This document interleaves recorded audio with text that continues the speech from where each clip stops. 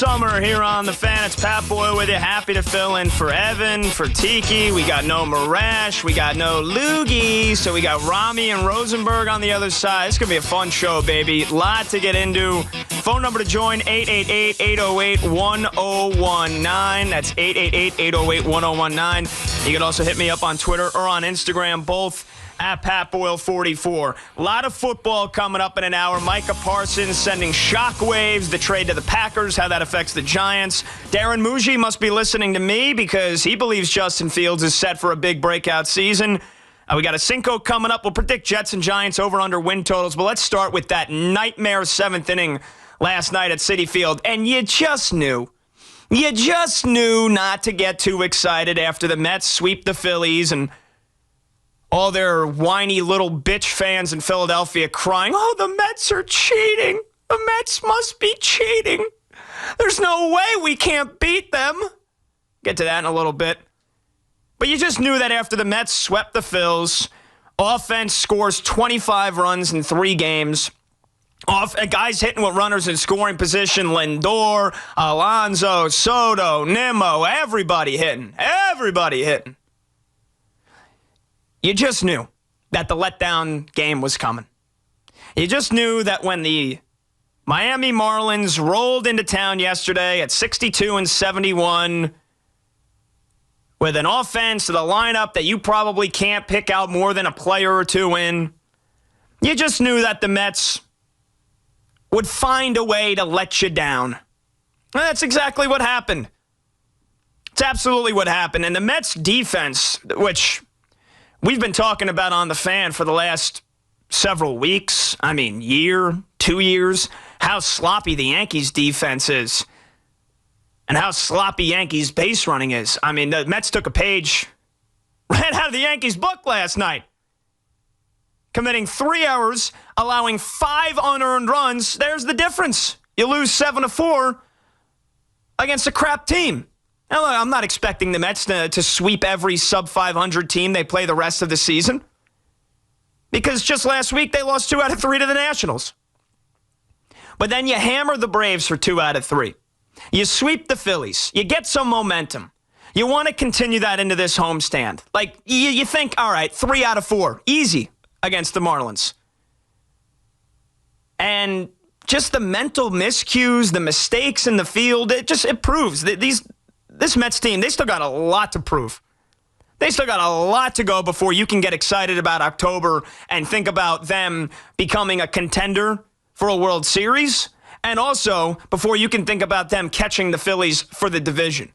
888-808-1019, the phone number to join the show, 888-808-1019.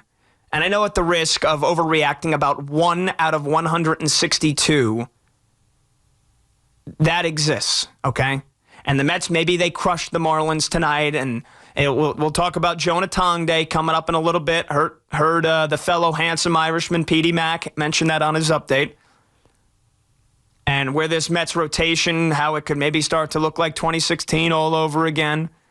And maybe the Mets they win 3 in a row. And they outscore the Marlins by a combined 15 runs over these next 3 games. But every game is, we're on the weekend, we're on Labor Day weekend here. And so I think that gives you a little bit more of an opportunity to overreact about every single game the rest of the way, because there's only 28 of them left. And every single one matters. If you want to try to win this division, if you want to try to get home field advantage for as many series as you can in the postseason, and obviously you want this team feeling, going into October, playing red-hot baseball. And I guess let's not forget the ghosts of 2007. Let's not forget the ghosts of Mets past. Let's not put the possibility of them missing the postseason altogether out of the realm of possibilities. But, I'm watching this game last night. I'm flipping back and forth between them and the Yanks. I watch a little Rutgers football as well. That was a shaky start. But, you get right away, you get a sloppy first inning. Clay Holmes, basically, they're playing pinball with him, hitting every single ball off of him left and right. Then you get that third inning, which was sloppy as hell as well. Starts it with a hit by pitch. And then steals second base. And then you get the infield comes in, Jeff McNeil, who's got a noodle arm, can't make a throw quick enough to home. And honestly, probably was the wrong play anyway. Just go to first base, take the easy out. But you give up an easy run there. And then you get Clay Holmes again, can't catch a freaking baseball. Or Alonso, who we talked about earlier in the year, Alonso with the yips. Alonso can't make the throws to first base. And he puts one right in Clay Holmes' web. Right, drops it. Just drops the ball. You can't make it up. Yeah, you gift crappy teams extra outs and extra runs, you're going to lose. You're going to pay for it. Like, I think there's something to be said about the mentality of this Mets team for this loss last night more than anything. And again, a month from now, you're getting ready to play postseason baseball. You hope so. Like, you would think this team will be locked in for every inning, every out, every game that you play in October. But it's these kinds of games last night. It's these kinds of moments that you get excited, you get jacked up, swept the Phillies. You're texting any of your fans that live in South Jersey your friends that live in South Jersey down the shore, rubbing it in their face. And you get a little bit of excitement. You want to feel good about yourself. And then the Mets put together a game like they did last night. And it kind of just resets all the momentum. It opens the possibility for a collapse here in September. And you then lose a game right away in that NL East. You're 5 back with 28 games left. Phillies don't have Zach Wheeler. And again, Clay Holmes can't catch a freaking baseball. So you're down 4-2. And even now with how hot the Mets have been, the offense, you're like, okay, we'll get it back, no problem. And sure enough, Alonso delivers in the bottom of the 5th. Hits an absolute bomb into left center field, his 30th home run of the year. And then that top of the 7th. I mean, that was one of the worst innings I've seen all year. Probably was. That was probably the Mets' worst inning of the season, where they bring in Soto. And again, you get Alonso, runner on first, nobody out. Alonso goes to spin on a ground ball and throw to second, and he just straight up bobbles it. Can't get the ball out of his mitt. And then, once again, you get Brandon Nimmo making the mistake. And the very next batter, base hit to left. All right, worst case scenario, keep him there. It was a hard hit ball. And Nimmo's kicking the ball out there in left field. It's just mistake after mistake after mistake. The late, great Bob Boyle, my dad would say, put a tent over this circus. Then you get a pass ball. I mean, jeez, I want to rip my hair out of my head watching this game last night. And then another infield single where McNeil, this one, he should have made a better throw. Noodle arm Jeff can't make a throw to home. So you get another infield single on a guy scoring to the plate where you have the infield in. That's the point of bringing the infield in, to get the out at home. You couldn't do it either time last night. And so by the time everything's said and done, it's 7-4, and then the Mets offense goes quiet the rest of the game. So, again, it's one game. And there's been a lot of positives to talk about how great this offense has been with runners in scoring position. How much chemistry this lineup is starting. They're looking like October of last year. They're looking like September of last year. Vientos has been on an absolute heater. Soto's getting his walks. Soto's coming through in the clutch. Alonso hitting missiles. Nimmo's been great. Lindor's been great. Like, that's it, man. That top 5 right there, that's what you need. That's how you got to the NLCS last season. And we know the rotation still has plenty of blemishes. And there's a lot to get excited tonight with Tong, and you can dream that maybe you got a 1-2 punch in the postseason with McLean and Tong, and maybe you can also start to dream about Sproat, see if he comes up soon. Because you can't trust Minaya, you can't trust Senga. But it's just frustrating for those of you diehard fans that are locked in every single game. Early start to the weekend, maybe last night, Thursday night, you get out to the ballpark right after a sweep of the Phillies, and then that team puts together that disgusting display of defense and a total lack of focus. Total lack of focus. 888-808-1019. Phone number to join the show, 888-808-1019. Let's get to the phones here right out of the chute. Joe's in Clark, New Jersey, next up on the Fan. Joe, what's up, bro? What's up, bro? Yeah, yesterday's game really put a bad taste in my mouth. That's why I can't buy into this team yet, because I've seen this team go out to San Francisco, sweep the Giants 3 straight. Everybody went crazy. They came back and lost 9 of 10. So I've seen this many times. You think they turned the corner. Last night was against a team that always seems to have their number over the years. But here's the thing. I want to start with Soto, okay, bro? Here's the thing. I don't want to hear he's sitting in the clutch all of a sudden. He gets his seeing eye singles every other game. The 25 bouncer up the middle that somehow finds a hole.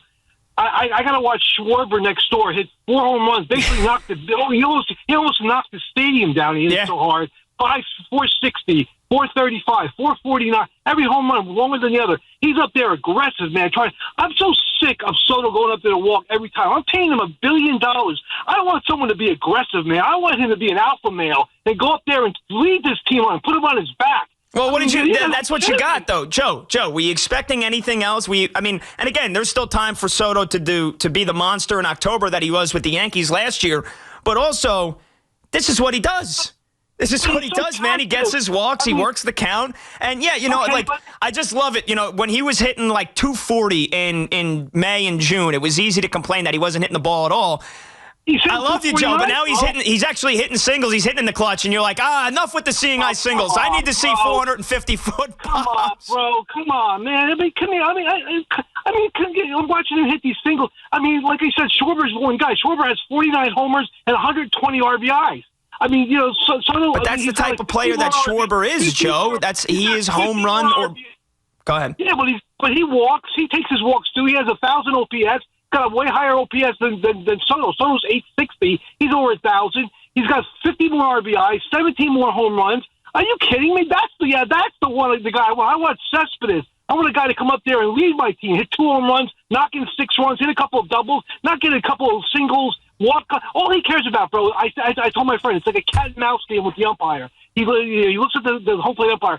He takes more strike threes down the middle than any human being in the world. I've never seen it before in my life. Right down the middle, strike 3, and he looks at the umpire and he smirks. It's like, I think all he cares about is that he wins the strike zone, that he got over on the umpire this time. He talks to the umpire more than his own teammates. Let's be honest, the home plate umpire. I'm sick of it, bro. I am so disappointed with this. I wanted him so bad.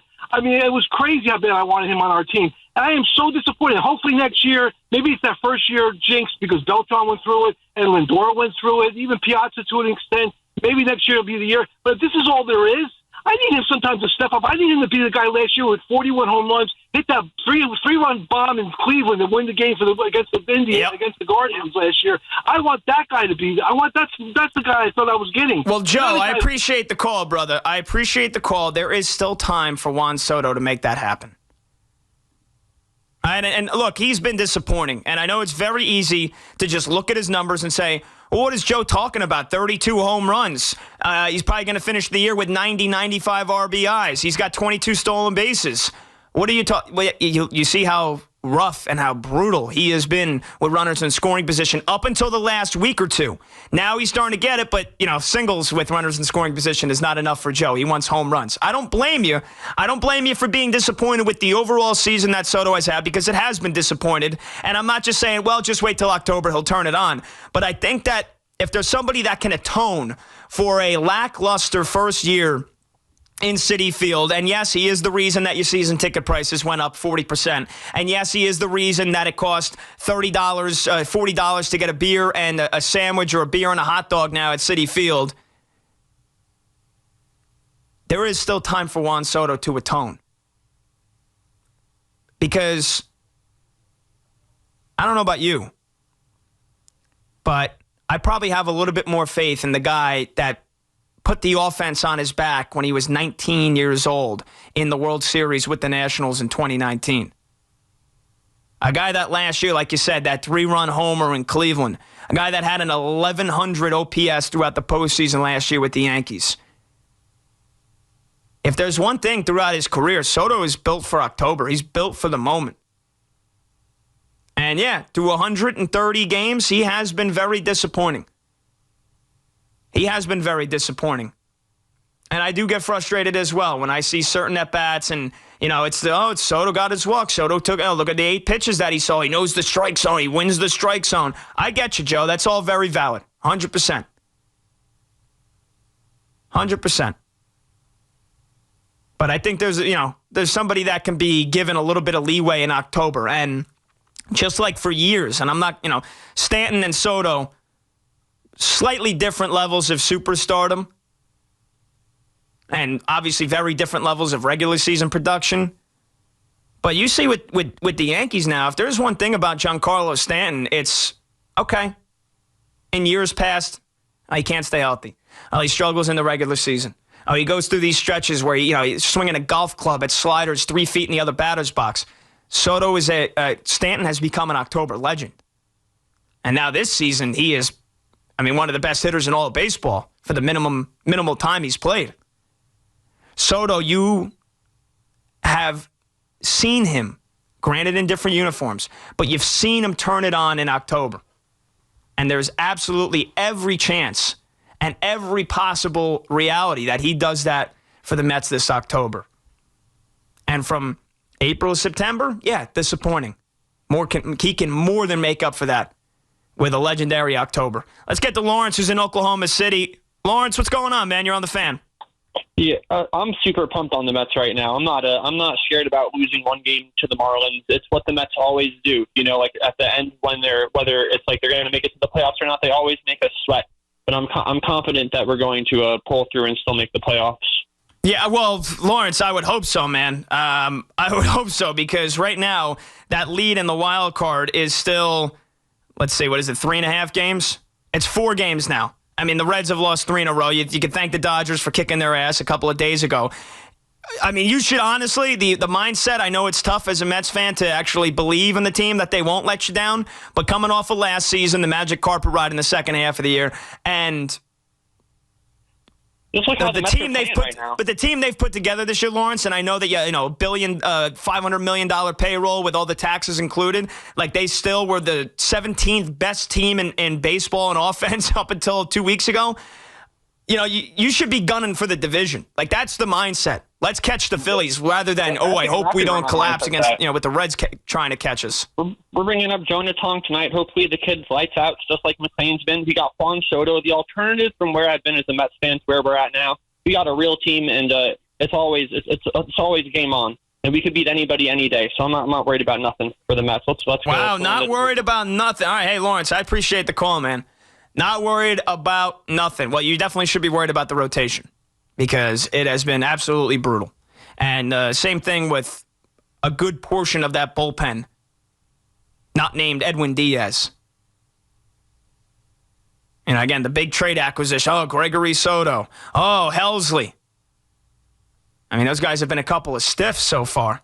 But we look at tonight now, all the reason to get excited again. Coming off the letdown spot, it's the first ever Jonah Tong day. And we'll talk about it and why this maybe could resemble 2016 all over again. It's